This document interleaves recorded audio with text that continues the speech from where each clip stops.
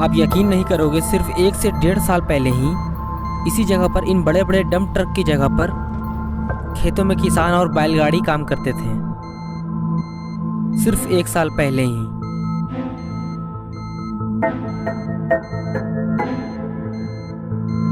बस 1 साल पहले ही ठीक इसी जगह पर लहलहाती चावल की खेत हुआ करती थी। हजारों लोग, सैकड़ों गांव जो पहले यहाँ बसते थे, पर अब नहीं है। आखिर ऐसा क्या हुआ जो प्रखंड पूरे शहर की चावल और सब्जी की मांग को 50% तक पूरा करता था, अब वो सारा जमीन बंजर बन चुका है।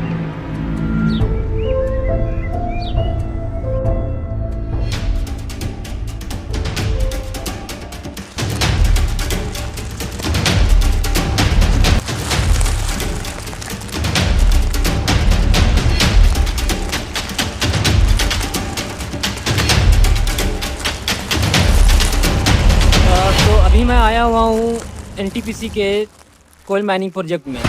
ये लोकेटेड है झारखंड के हजारीबाग से बस 25 किलोमीटर की दूरी पर, जिसने यहाँ की पूरी ज्योग्राफी को ही चेंज कर दिया है।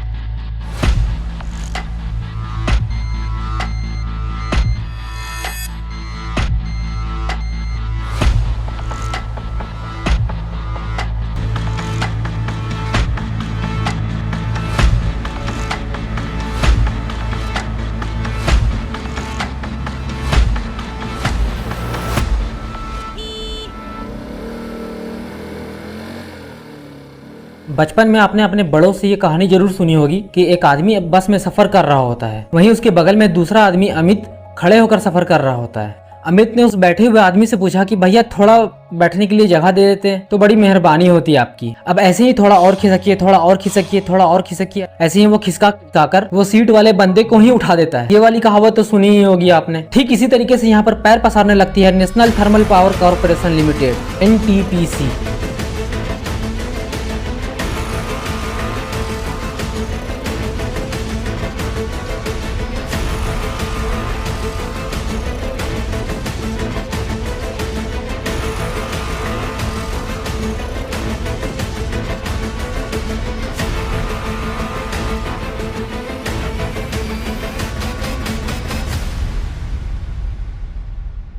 ये सारे खेल की शुरुआत होती है आज से 17 साल पहले 2010 को, जब एनटीपीसी ने जांच के दौरान पकरी बरवाडी में कोयला पाया था। 26 मई 2016 को कंपनी ने पकरी बरवाडी में खदान चालू करने की अनाउंसमेंट कर दी। और फिर क्या था, गांव वाले खदान का नाम सुनते ही बौखला गए और फिर चालू होता है जबरदस्त प्रोटेस्ट।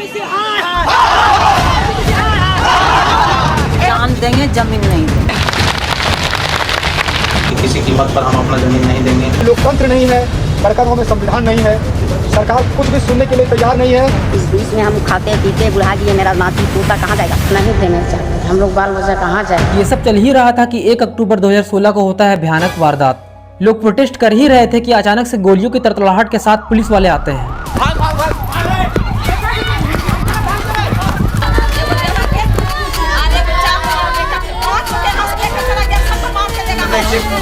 भूल गया है, हाथ देखिए टूटा हुआ, इसमें मार दिया। और सौस के दरमियान ने पुलिस ने गोली मारी। कहाँ गोली लगी थी? गर्दन में, गले में लगी थी, पीछे से। इन लोगों को कमर के नीचे भी गोली नहीं मारी गई, सीधे जान लेने का प्रयास किया गया। माहौल यहाँ भय के कारण साफ साफ दिख रहा है, यहाँ बहुत सारे नाबालिग लोग मारे गए। 4 villagers dead after police opened fire at a land acquisition protest that led to the death of 4 villagers have brought the opposition together in Hazaribagh in Jharkhand. in Hazaribagh has been a ghost village since Saturday when 4 people died in police firing. The opposition blames government high-handedness and use of force for the trouble. और आज है जून 2026, 10 साल बाद। आज company बहुत बदल चुकी है, पूरा गांव खंडर बन चुका है। इन बीते 10 सालों में कंपनी आज बहुत ऊंचाइयों पर पहुंच चुकी है।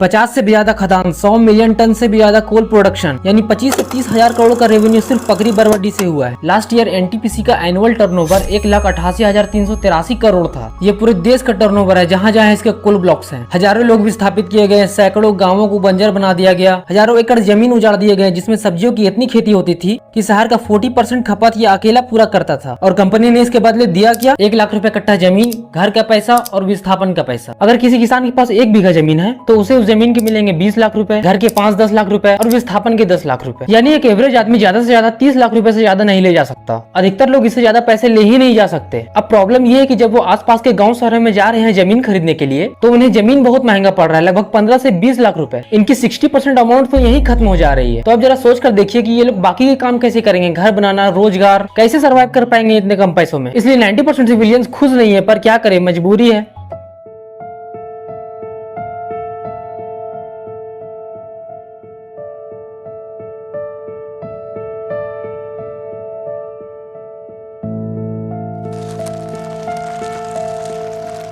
ये जो मेरे पीछे आप गांव देख रहे हैं, ये पूरी तरीके से खत्म हो चुका है। ये पूरा का पूरा गांव कोल डंपिंग एरिया के बीचों बीच है, पर फिर भी कुछ लोग अभी तक यहाँ पर रहना नहीं छोड़ रहे हैं।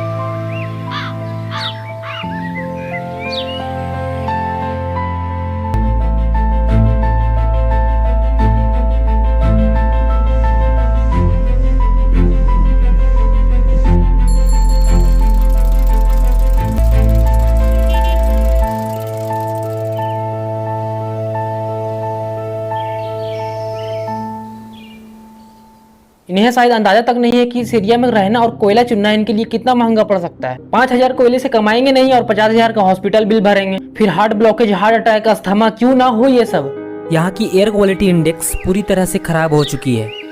जो अगल बगल के गाँव बचे हुए हैं, वहाँ पूरा खदान का धूल मिट्टी पड़ते रहता है। इतना ज्यादा कि वहाँ के जो जानवर हैं उन्होंने घास खाना बंद कर दिया है। आसमान में आपको पक्षी नहीं दिखाई देंगे क्योंकि पेड़ ही नहीं है। जो बचे हुए हैं वो धूल मिट्टी से इतने भर गए हैं कि वो वहां रहते ही नहीं हैं।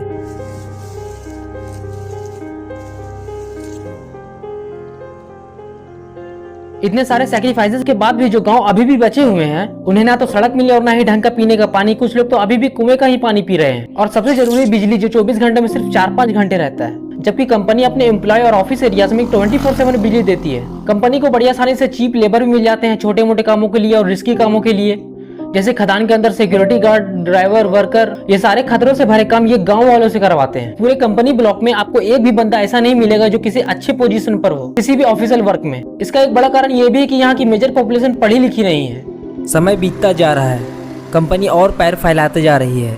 अब तो लोगों ने भी कंपनी को एक्सेप्ट कर लिया है। कंपनी जितने भी लोकल लालची लोगों को अपना दलाल बनाती है, वैसे वैसे पूरा गाँव और फंसते चला जाता है।